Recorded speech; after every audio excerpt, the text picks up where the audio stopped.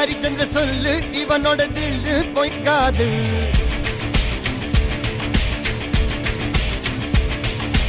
இதனைய கொல்லு இமயத்தை வெல்லு உனக்கு ஒரு